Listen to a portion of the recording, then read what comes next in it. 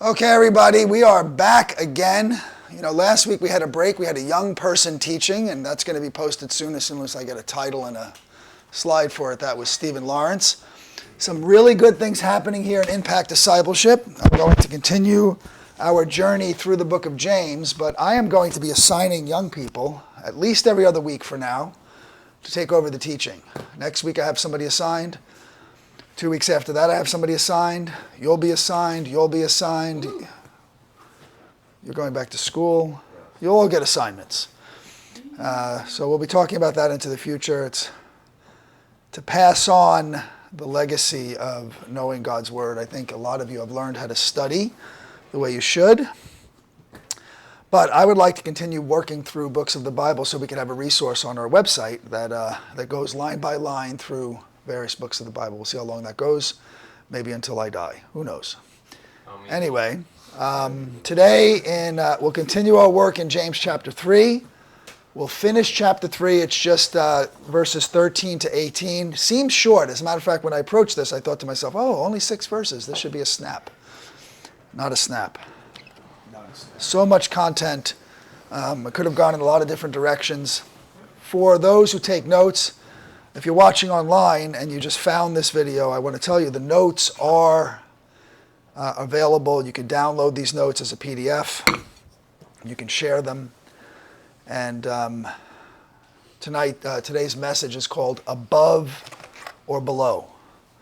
The main context of the entire message is this understanding of wisdom, which that in itself, you can say, wow, where are we going to go with that? Wisdom has a lot of nuances and facets. You'll see where we're going today. Let's go ahead and read the 6 verses. Who's got the mic? Mr. Cyrus. Go ahead and let's read the 6 verses that we're talking about today, James 3, 13 to 18. I'm calling this section, the single section we'll cover today, I'm calling it Wisdom Personified.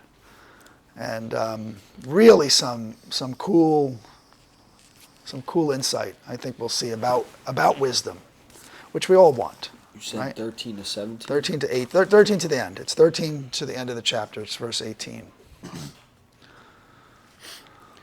Who is wise and understanding among you? Let him show by his good behavior his works in meekness of wisdom. But if you have bitter jealousy and self-seeking in your hearts, do not boast against and lie against the truth. This is not the wisdom coming down from above, but it is earthly, unspiritual, demonic. For where jealousy and self-seeking are, there is confusion and every foul deed. But the wisdom from above is first clean, then peaceable, gentle, ready to obey, filled with compassion and good fruits, without partiality and without hypocrisy. And the fruit of righteousness is sown in peace by those who make peace. Excellent, thank you. So very often, it's interesting that for me personally, when I approach what we're doing on Saturday morning, I have looked ahead because I told you last time we met that, hey, next time we're going to cover these verses, this is going to be the title. But I haven't started the study. I generally don't start the study 99% of the time. I don't start preparing the study until the morning of. Get up very early on Saturday mornings, and I know I have to have it done around by 10 o'clock. But very, very often, as I'm drawing content out of the message, and some of you also know that we have our church service on Friday night.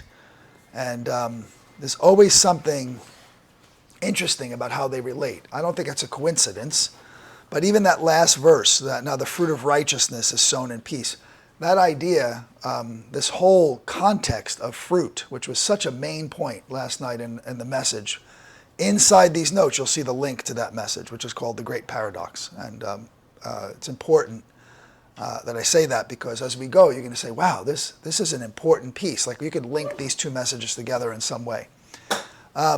I don't always do this, but in this case, it worked out this way. We will take 1 verse at a time. Like there's not 2 verses that blend together where we have to put them together to understand them. We could take 1 verse or 1 sentence at a time, starting in verse 13, where it says, who is wise and understanding among you? Let him show. So he's asking a question. I love questions. He's saying, who's wise and understanding? Let him show how he's wise and understanding by what? By good conduct and works. Those of you who heard last night's message say, wow, how interesting. The last night's message was the gospel of salvation or the gospel of faith versus the gospel of the kingdom, the gospel of works. And we're going to see the main verse we used from last night again here today. Show by his good conduct that his works are done in meekness of wisdom. That's a phrase that wasn't in last night's teaching, meekness of wisdom. And so you see these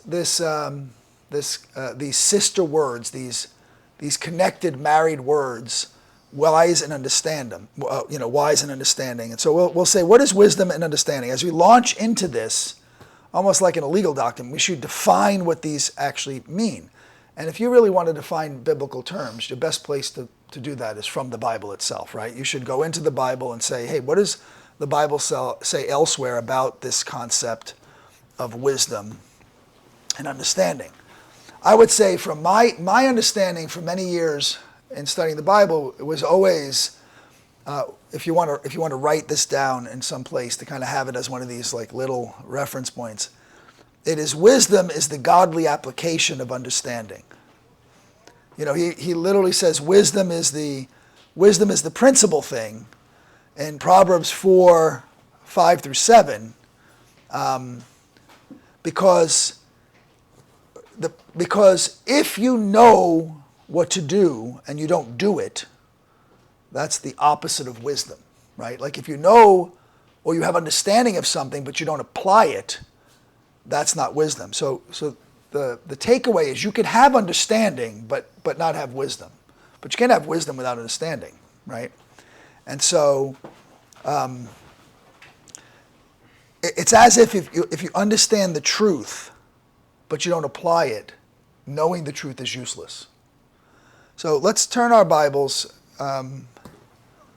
Danny, turn your Bible to Proverbs chapter 4. Proverbs chapter 4, and we're going to read those two verses.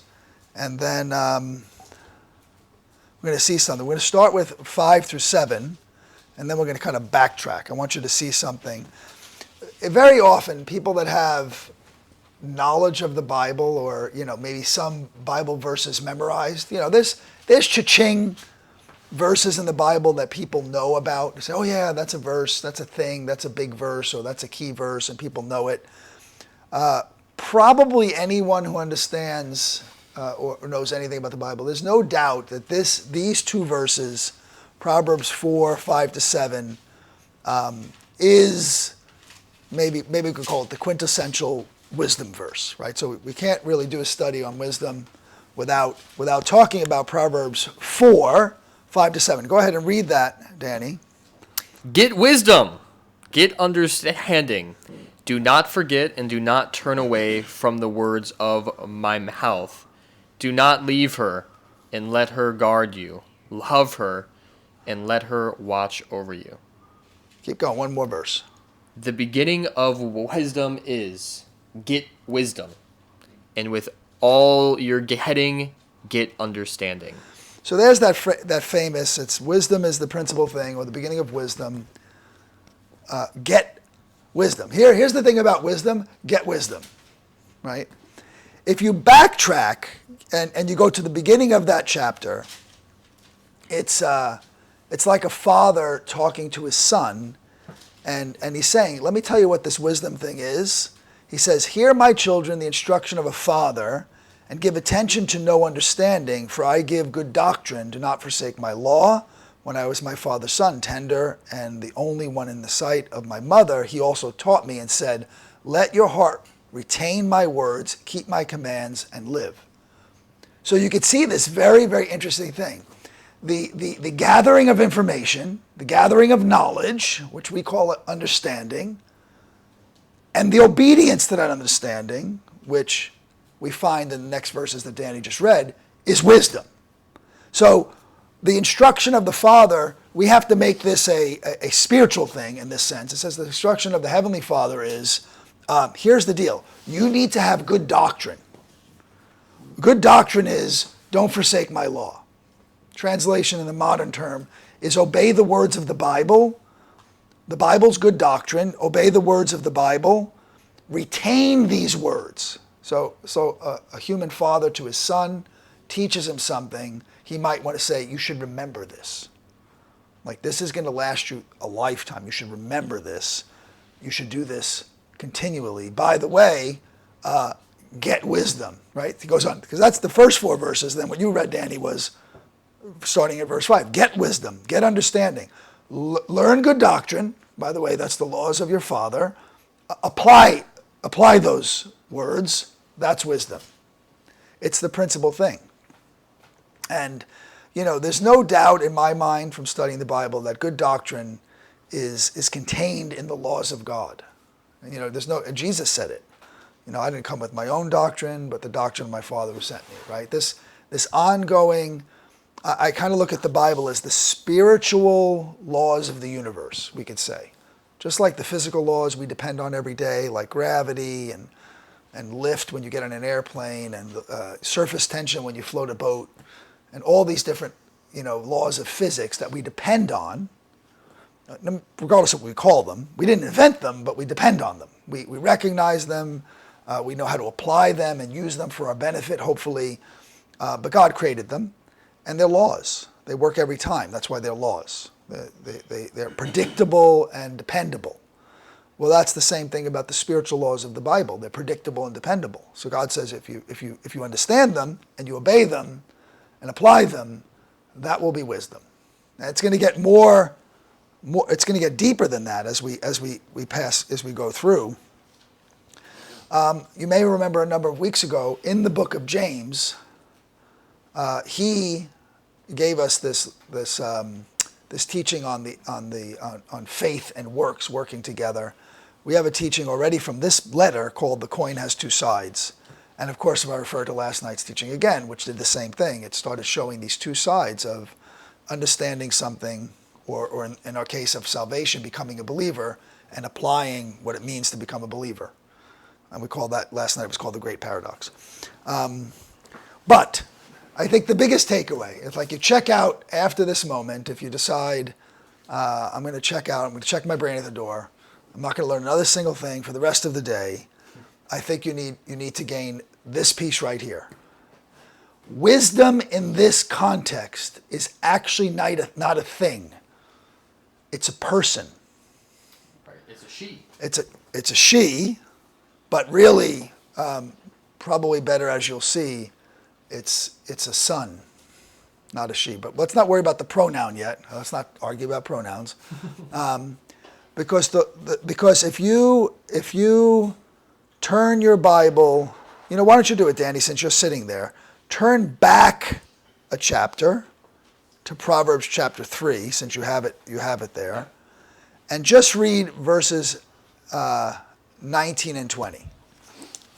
Now, I want you to catch how the writer of Proverbs here, Solomon, is giving wisdom certain attributes. You're going to want to remember these attributes, okay? Go ahead. Yahweh founded the earth by wisdom. He established the heavens by understanding. By his knowledge, the depths were broken up, and the clouds dropped down dew. So he says this very important thing. By wisdom, God, the Lord, Yahweh, founded the earth. That's very interesting. He goes on, if we fast forward a bunch of Proverbs to Proverbs 8, he says, does not wisdom cry and does not understanding lift her voice? This is where it sounds like a female. She takes her stand on the top of the high hill besides the way where the paths meet. In verses 6, listen, for I will speak of excellent things, and from the opening of my lips comes right things, for my mouth will speak truth, and so on. So it's talking about wisdom having these human attributes, speaking truth, and speaking of excellent things. So as you fast, if you move through Proverbs 8, which I think you should just have that in your reading assignment. Read all of Proverbs 8. We don't have time to do that today. We could ask the question, who is wisdom? Now, this wisdom character is defined as the master craftsman in the end of this proverb, or in the piece here in chapter 8, through whom all things were created. Now, you should start thinking to yourself, oh, wait a minute, this is starting to point in a direction. And here's some of the attributes. The Lord possessed me at the beginning of his way, before his works of old. This is Proverbs 8, starting in verse 22. I have been established from everlasting, from the beginning, before there was ever an earth. When there was no depths, I was brought forth. When there was no fountains abounding with water, before the mountains were settled, before the hills, I was brought forth. While as yet he had not made the earth or the fields or the primal dust of the world. When he prepared the heavens, I was there. When he drew a circle on the face of the deep, when he established the clouds above, when he strengthened the fountains of the deep, when he assigned the sea its limits, so that the waters would not transgress his command, when he marked the foundations of the earth, then I was besides him as the master craftsman. And I was daily his delight, rejoicing always in him. He's talking all about here wisdom. Wisdom. I was there in the beginning, wisdom. I was the master craftsman, wisdom. You know, it should really be stirring something in you, right? Because Paul says, he is the image of the invisible God, the firstborn over all creation. For by him all things were created that are in heaven and on earth, visible and invisible, whether thrones and dominions, principalities or powers. All things were created through him and for him. For he is before all things, and in him all things consist. That's exactly what Proverbs 8 is saying. Wisdom is here equated to Christ himself, the Messiah, the Savior, right?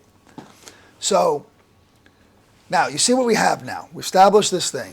You know, James is saying you better understand wisdom and understanding, right? You got to have wisdom and understanding. Could we even say you got to have Christ? Without Christ, there's no wisdom. Without Christ, there's no understanding, right? Now you might, in a secular way, say, well, I can have certain types of wisdom and understanding. But for our purposes, that's completely useless. It's not meaningful. But it's also not automatic. Meaning, in your humanity and you counter Christ, something has to happen for you to gain the fullness of what it means to connect Christ to wisdom and understanding. And the outcome of that is, you know, almost unspeakable how amazing it is, right? How does it happen then?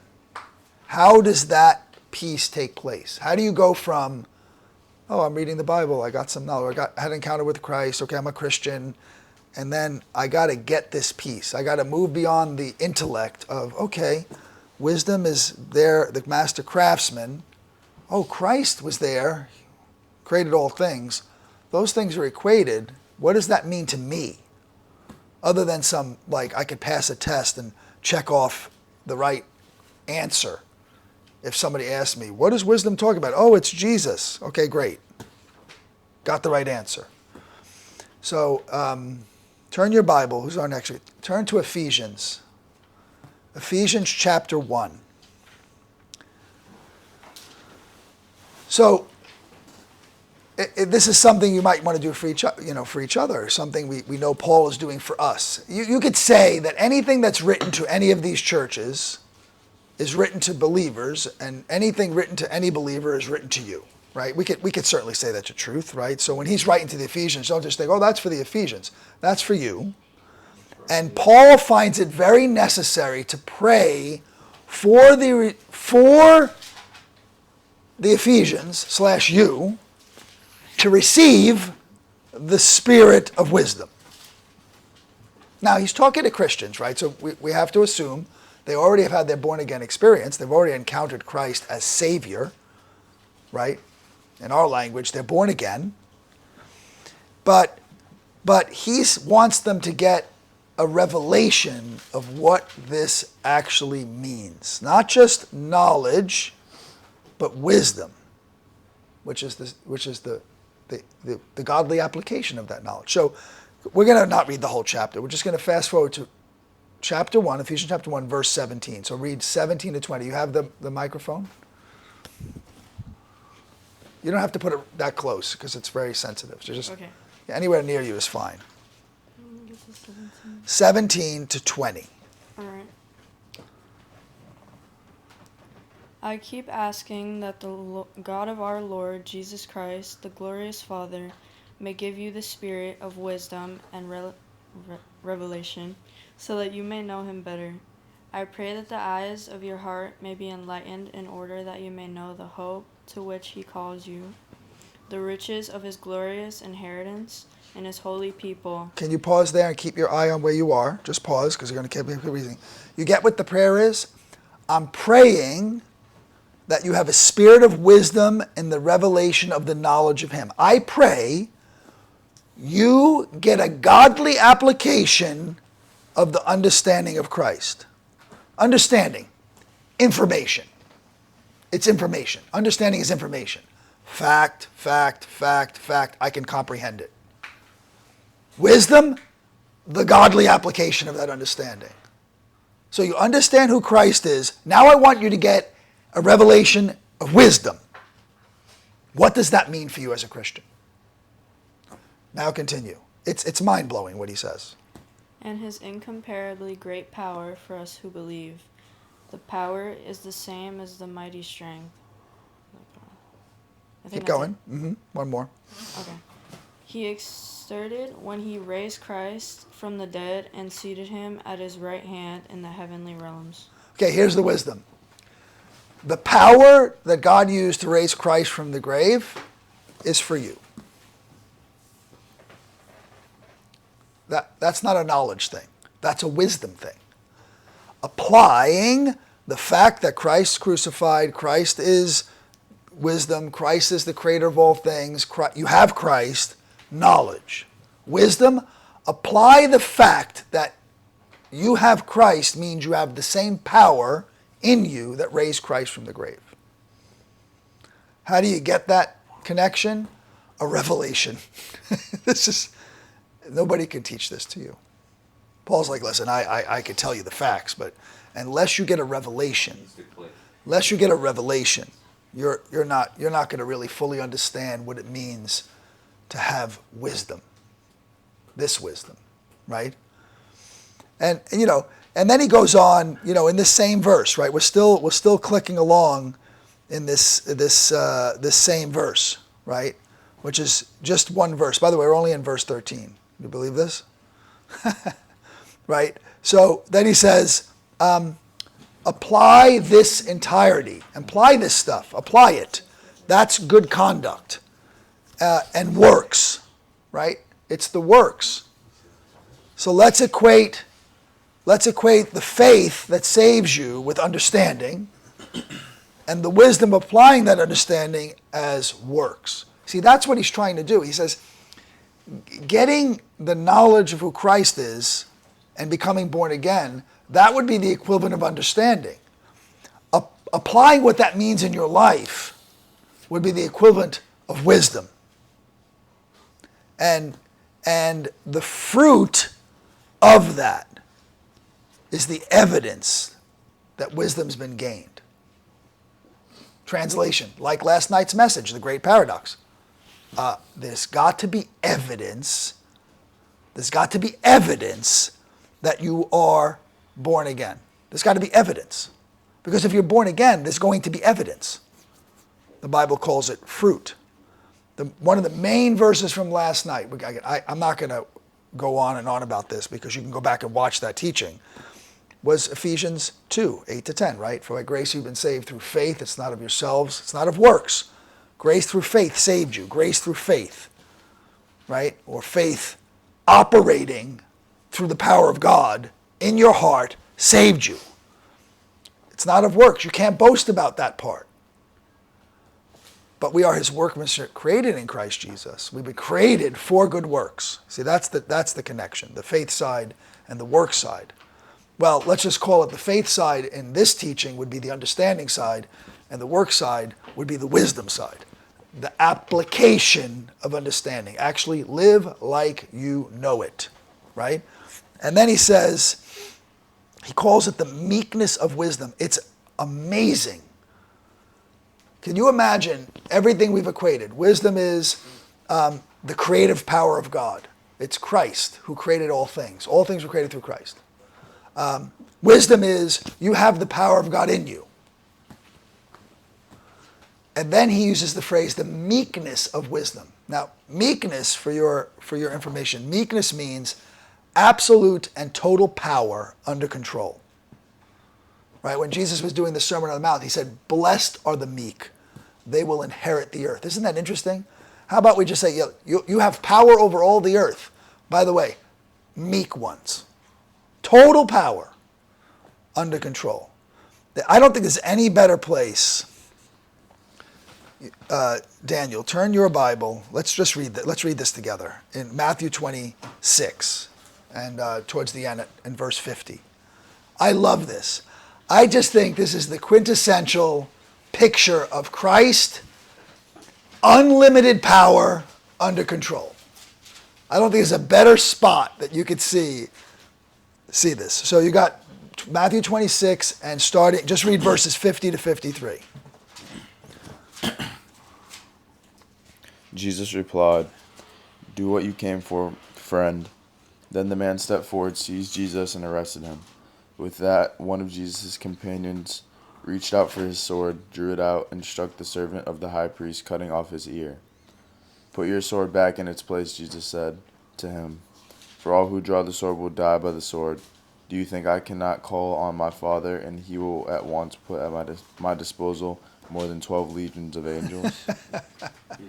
This is the creator of the universe who tells Peter, this is when he's being betrayed. He tells Peter, put away your sword. Put away your sword. Peter rises up to defend Christ when they come to arrest him. How comical. Mm-hmm. The creator of the universe needs Peter, the rambunctious fisherman, to defend him. Peter cuts the guy's ear off. Jesus fixes the guy's ear and says, put that away. Put it away. Here's where the unlimited power. Don't you think I could snap my fingers and summon 144,000 angels to come defend me if I snap my finger? You want to talk about unlimited power under control. He goes on to say, by the way, this has to happen. This is the will of God. This scripture has to be fulfilled. I have to do this. Total meekness.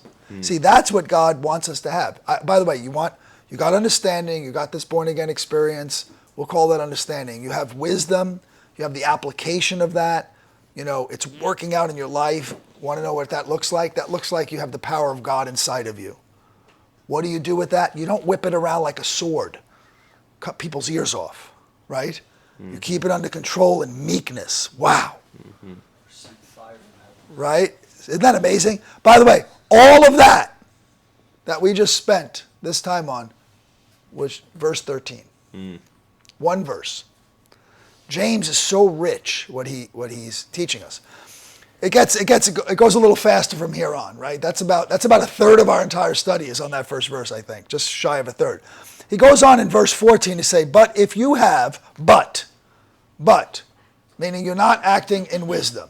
You don't have wisdom and understanding. You have the opposite.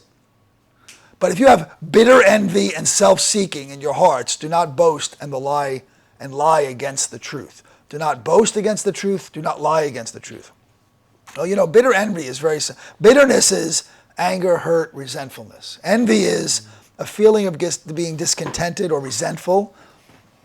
It's a longing that's aroused by someone else's possessions, meaning you want what somebody else has, either their possessions or their qualities. It's desire to have somebody else's stuff. So add this together. I'm pissed off because I don't got what you got. That would be the opposite. That's one piece. That's the opposite of wisdom and understanding. And then he says self-seeking. So if Yeshua is wisdom, then self-seeking means that you want what's his. Yeah. You want what's his that's not supposed to be yours. Or you want what's his a certain way, right? And I think that when you look at John the Baptist, who was amazing, last night, this was a piece too, you guys that saw that from last night, you may remember, I said for John's life, at least in ministry, he was the main event until Jesus came on the scene. And then he realized, I'm not the main event, I'm actually the opening act. And he was able to step back into his proper position. In John 3:30, he says, I must decrease so he can increase, or he must increase so I can decrease, right? And he started off in verse 27. If you look at that, it says, a man can receive nothing unless it's given to him from heaven. So he remembers this. He sees this thing. He goes, oh yeah, all I got from God anyway. What a wonderful way to stay meek versus self-seeking. When you start thinking you're doing it yourself, it's like, even John's like, listen, it doesn't matter what you think you can do or who you are. Just remember where you got it from. That should keep you meek, right? And of course, self-seeking is the polar opposite of one of the attributes, one of the character traits or attributes of love, right? Because in 1 Corinthians 13:5, it says, love does not seek its own, right? So the self-seeking is actually the opposite of love also. So self-seeking is the opposite of Christ. That's why he says, if you're going to be self-seeking, that's the opposite. That's what he says. Wisdom's this, but self-seeking is this. And then he goes, it says, it does not boast and lie. It does not boast and lie against the truth. Now we know that Jesus is the way, the truth, and the life, right? So you should know that verse. That's another one of those verses. But I love, if we could pass on, let's go to Isaiah, the prophet Isaiah, chapter 14. And we're going to read a few verses there. It's a very interesting area. It's a conversation about the devil, Satan.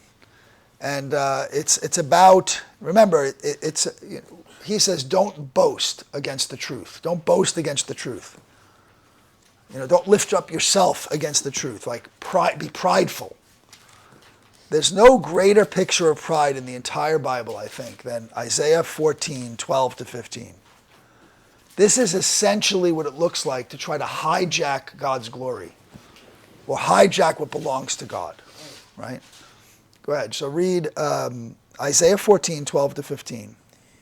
How you have fallen from the Shamayim, from the heavens, O Chalael, son of the morning.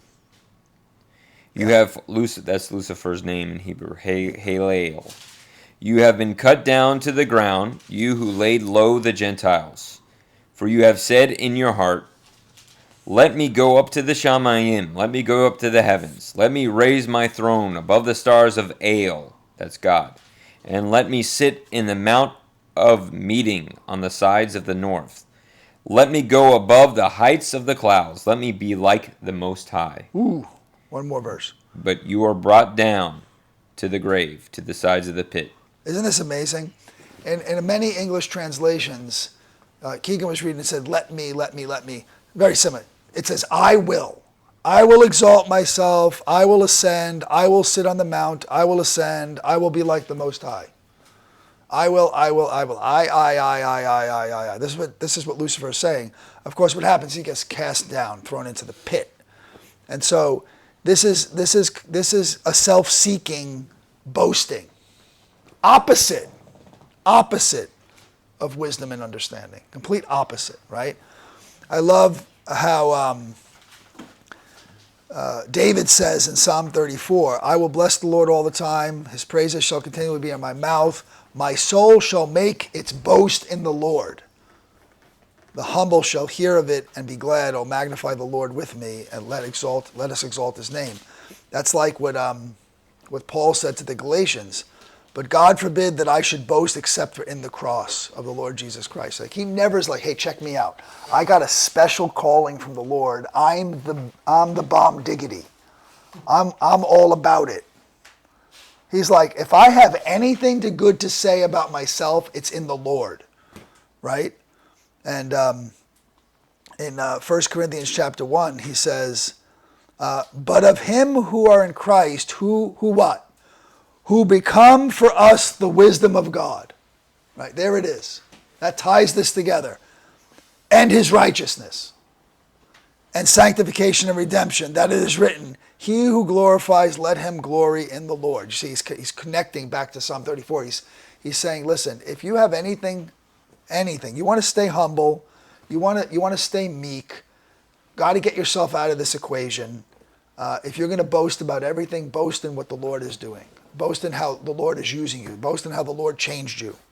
But if you boast in yourself, you're doing what the enemy did, which is so interesting. I always find Isaiah 14 very interesting because God tells us in the New Testament to be like Christ. It says at some point you should look in the mirror, and looking back at you should be the picture of Christ. You should look like Christ. You should be like Christ. So would it be boastful to say, I will be like Christ, I will be like Christ? Because that's what Satan's doing. He's saying, I'm going to be like God. I'm going to take that. The difference is not where God wants to bring you. The difference is how you get there. See, the enemy wanted to put himself there. Meekness says, I'm going to go there because God's bringing me there. That's the difference. That's the difference. It's not the outcome that the enemy was looking for. I'm going to sit on the right hand of God. God is saying, you're going to be like Christ. He's sitting at my right hand. You should be like that. But how you get there is not about you. Satan made it all about him. That's the difference, right? So, So we go on to verse 15, right? This wisdom does not descend, but is earthly, sensual, and demonic. What wisdom? Not the wisdom of the first verse we studied today. The wisdom that's self-seeking and boastful. That's what he's referring to. This verse follows right after. This wisdom doesn't descend from above. That heavenly wisdom of wisdom and understanding of where we started today in verse 13. But this wisdom, this self-seeking wisdom, bitter envy and self-seeking and boasting and lying against the truth, that doesn't come from above. That's earthly. Right? And I think 1 Corinthians chapter 2, again, ironically enough, another reference to something we covered last night about the spirit of man.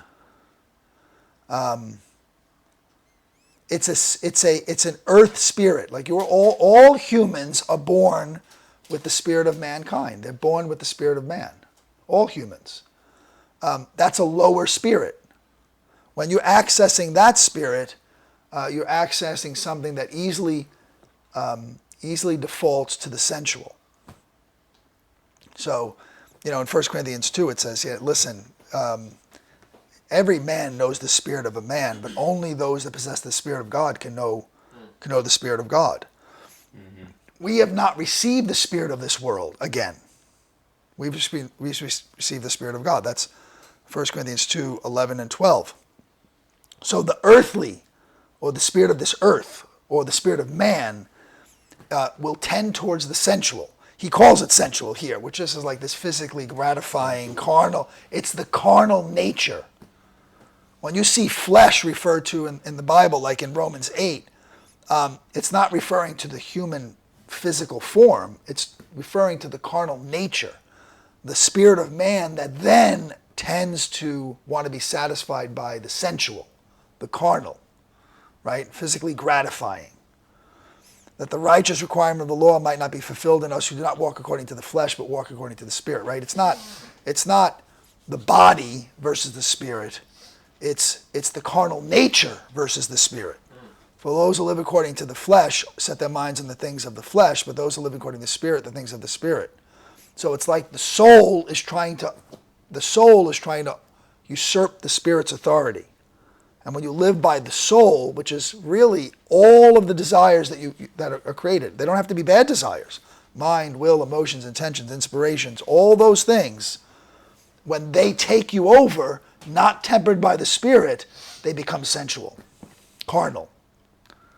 And he goes on to say, for to be carnally minded is death, to be spiritually minded is life.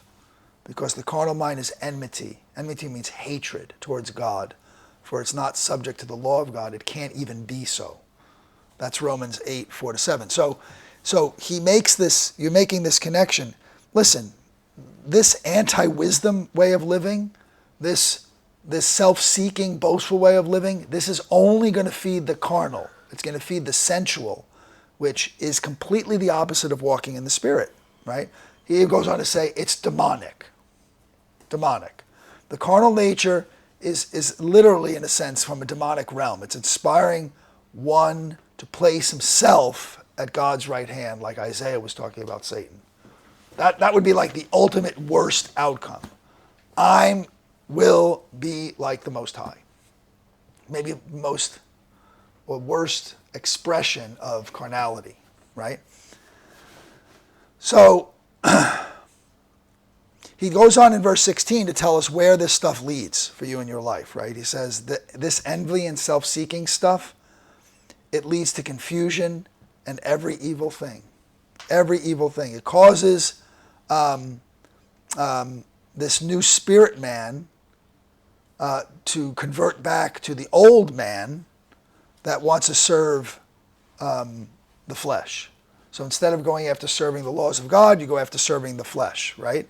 And if we backtrack, I like this sometimes, you see the outcome, like we just read those verses from Romans 8, right? Isaiah, turn your Bible to Romans 7.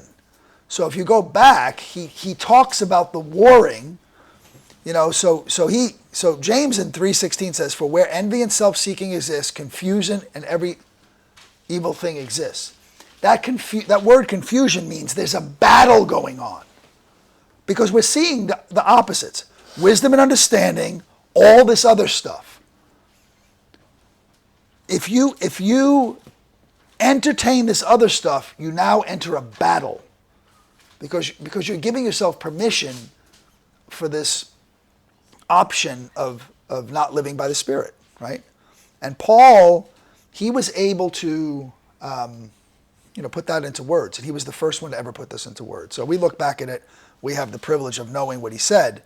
But you can imagine when he was working this out, he had to figure these things out. So read Romans 7, 22-25. You're going to see the battle. This is the perfectly confused state. So I find it to be a law that when I want to do right, evil lies close at hand. For I delight in the law of God in my inner being. But I see in my members another law wages war against the law of my mind, and making me captive to the law of sin that dwells in my members. Pause there 1 second. You see, he started one verse earlier, but that's good. You see what's happening? There's this thing going on. There's this law of God, this thing, wisdom and understanding and the ways of God, my son, remember my laws, all that stuff. There's that. And then I got this other thing. That's my inner spirit man. I got this other thing in my members, the stuff that's animating my carnality. It's a war between these two worlds, right?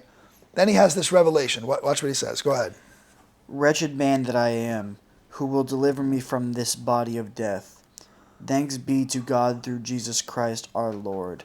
So then I myself serve the law of God with my mind, but with my flesh I serve the law of sin. See, I want you to live in this today. Again, one of these other things. If you're going to take another point away, take this away.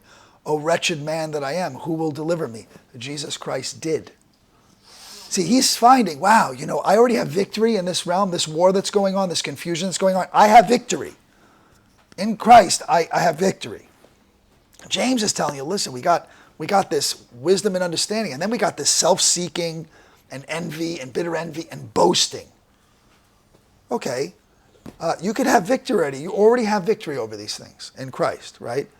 And right at the end, by the way, that's the end. Of course, in the original writing of the letters, there's no chapters, right? This didn't just end, that's the end of chapter 7, the beginning of chapter 8. Now, we already started talking about chapter 8, but what's right after this, if you were to not stop chapters, that's the last words.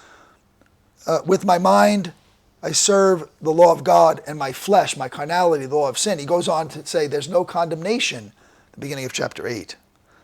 in those in Christ Jesus who do not walk according to the flesh, but walk according to the Spirit. For the law of the Spirit of life in Christ has made me free from the law of sin and death.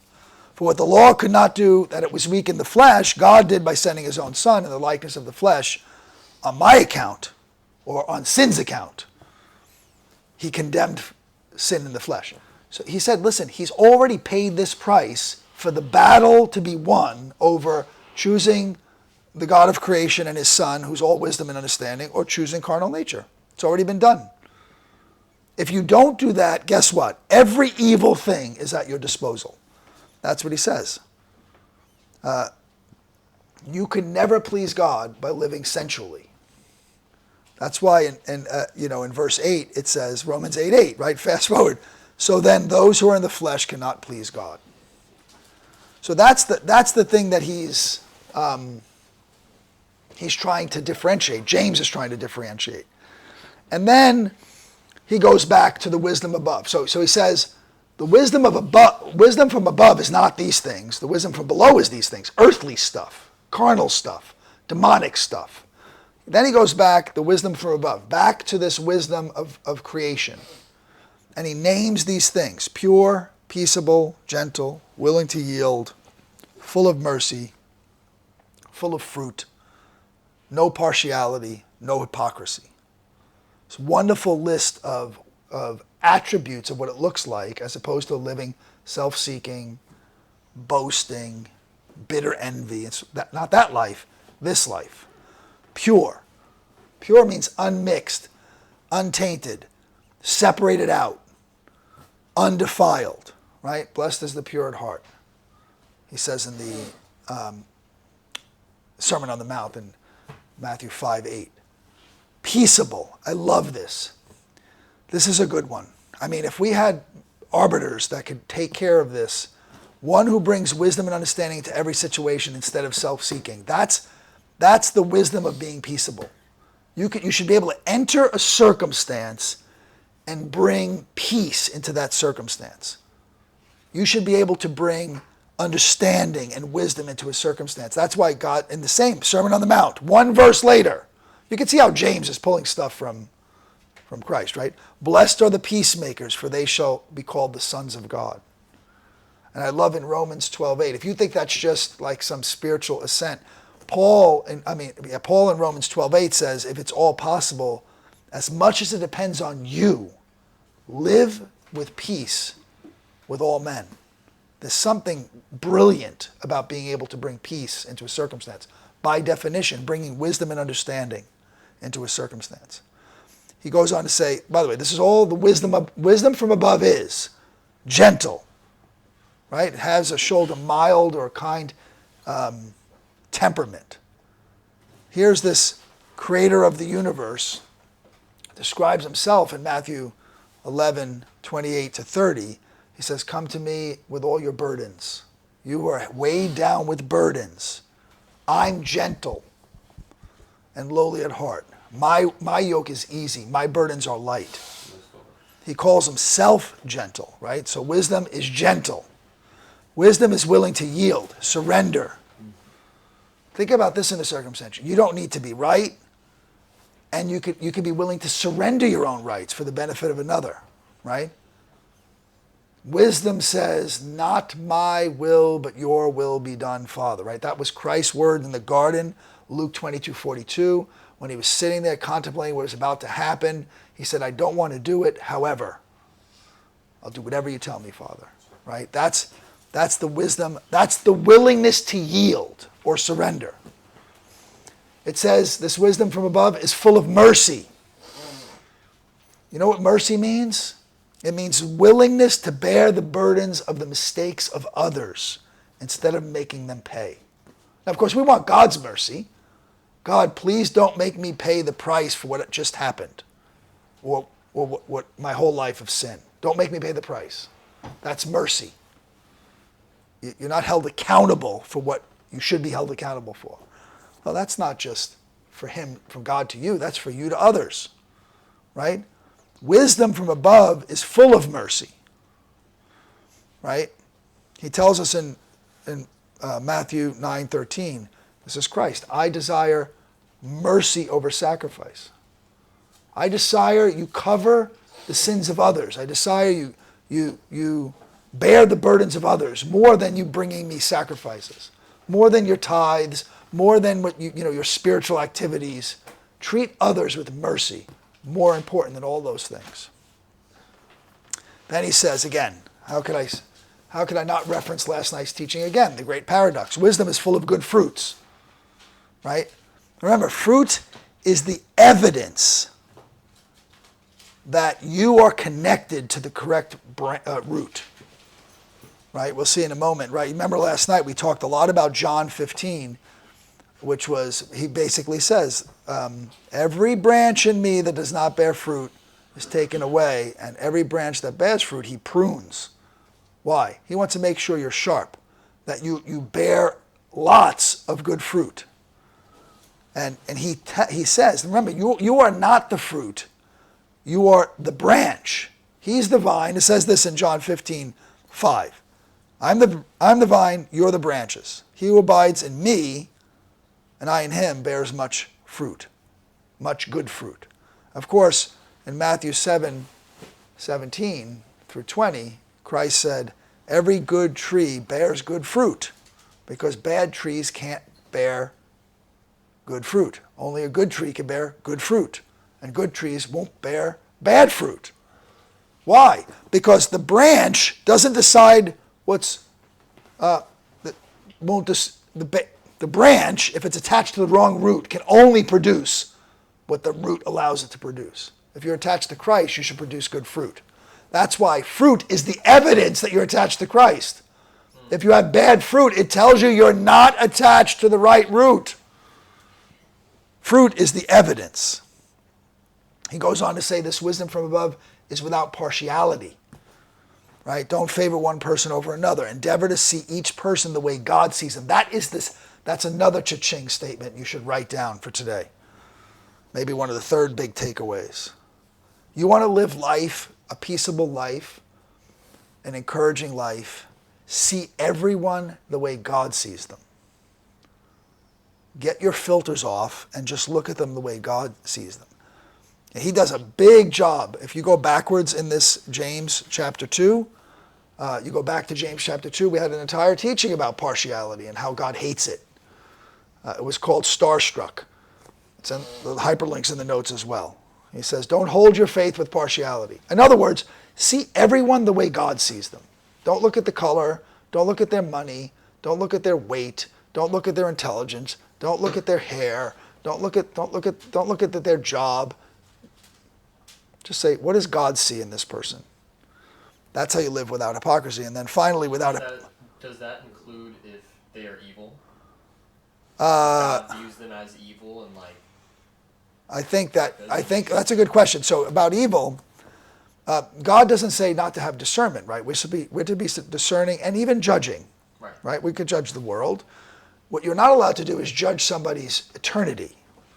You're not the arbiter of whether someone's going to come to know the Lord. So you don't know. They might look horrific now, but God has a plan, because we all, well, if you weren't raised in a Christian home, you might. Even if you were. Well, even if you were, but I'm saying if you were raised in a Christian home, it's not likely you don't know the difference. Right. Whether you're living it or not, that's a different story. But when you come to the Lord after having never known anything, it's very, very obvious. And so you would look back at your own life and say, man, I'm really glad nobody condemned me when I was like that, knowing that all along God intended to save you, right? So God wants you to do that.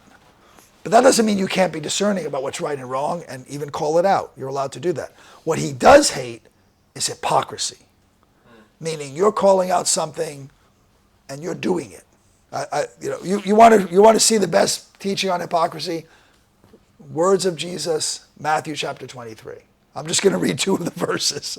Woe to you, scribes and Pharisees, hypocrites, for you shut up the kingdom of heaven against men, for you neither go in yourselves, nor you allow others who are entering. They're out teaching like morality and biblical laws and all about Yahweh. And God's like, you're not even going. Like, you're so hypocritical. And then, I think my favorite one is, woe to you, scribes and Pharisees, hypocrites. You travel over land and sea to win one convert. And when he is one, you turn him into twice the son of hell as yourself. Meaning you're living such a hypocritical life. You're out evangelizing, and your life is the antithesis of what it means to believe and live by the things you say you're talking about. Hypocrisy. Hypocrisy. It's not a good position to be in society. Yeah. So now, last verse. You know, again, connected back. You couldn't make this up. Connected back to last night's message. Now the fruit of righteousness is sown in peace, and by those who make peace, which is very interesting because it's not something we emphasized last night. Is that righteousness is not only a gift. We emphasized a lot in last night's teaching about the gift of righteousness. Right? There's a gift of righteousness. It's the gift that gets imparted to us when the righteousness of Christ is placed on us. It's a gift because you don't earn it, you don't deserve it, and you did nothing for it. It's a gift. But what James is saying here, it's also a fruit. And we do know from the Bible there's two types of righteousness. There's imparted righteousness, the one I just described, and there's earned righteousness, meaning you live a righteous life.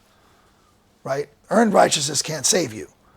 God has to impart his righteousness through Christ to make you born again. But then you have to live a righteous life with the empowerment of God, right? Here he's calling that righteousness one of the fruits that's sitting on the end of your branch. The fruit of righteousness is sown in peace. But you're supposed to take that righteousness and plant it into the ground so it grows. That's what he's saying, right? By those who what? Who make peace. Fascinating use of words. He says, those who sow into peace, those who make peace, the power to arbitrate, one who brings wisdom and understanding into every situation instead of self-seeking. He's closing this whole thing down by saying, you want to know how to plant righteousness and make it grow? Don't inflame situations, but instead bring calm. When you're a calming spirit, you're sowing righteousness into a circumstance. That's amazing. You could take this fruit, hang on the end of your branch, God calls righteousness. You could plant it into a situation and create peace. This is the perfect nature of an arbiter.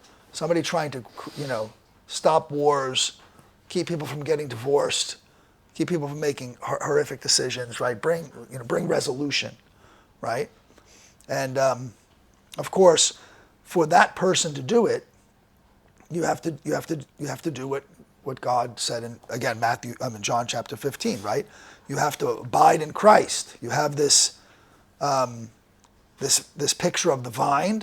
The vine, I'm the true vine. My Father's the vine dresser. You're the branch.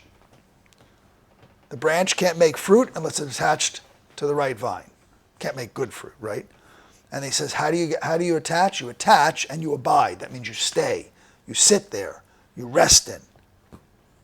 And that's what he tells us in those first 5 verses. Really, the first 8 verses are all about this vine and the vine dresser and the branches and the fruit. But the big picture is you have this fruit now sitting on the end of your branch, right? Remember, you're not the fruit. You have the fruit.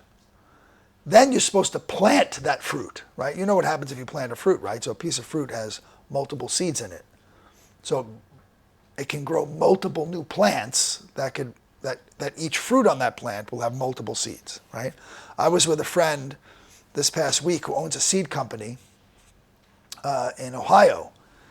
And he's convinced that seed is the only true currency in the earth. Because he says, because God tells us to be fruitful and multiply, and because God tells us that we have abundance, he says you could take the best money in the world, invest it in something, and it might multiply a little bit. He says in an average business, you might put your money into a business and it might earn 30% profit, 30% on 100%. So you have $100 invested, and each year you might make $30 on that 100. That would be amazing business, by the way. That would be amazing margins. He said you take he showed me a kernel of sweet corn. He said one sweet corn will grow 3,000 corn stalks. One. Each of them with hundreds of kernels on them. One. He goes, that's multiplication. That's what Jesus said, and it's our last verse of the day, what Jesus said in John 12. He goes, most assuredly, unless a grain of wheat falls in the ground and dies, it remains alone. But if it dies, if it doesn't do that, it remains alone. But if it dies, it produces much grain. You see, you take that kernel, you stick it in the ground, or that grain of wheat, you stick it in the ground, and it makes many, many more stalks of wheat, which then also have all these seeds, right? That's the point. And he's telling us to sow that in righteousness. Or sow it in meekness, and the fruit of righteousness can then be planted to get more righteousness as we live our lives. And it's really, I think, about what testimony is. As you're living a life that looks a certain way, wisdom and understanding versus these other things. The wisdom from that's why I named this above and below. The wisdom from above versus the wisdom from below. Right? Make sense? So we're going to go into a discussion. For those that are watching online, you won't see this discussion, but the next time I meet with you, next week we're going to have another guest, young person teaching. But the next time I meet with you, we're going to continue in our study of James. We're going to do the first 10 verses, God willing, of chapter 4, in what might be the longest title of any sermon I've ever taught, maybe, to this point in time. This is the title. Show me your friends, and I will show you your future. That's going to be the title of next week's teaching. So I'll see you all guys then. Goodbye.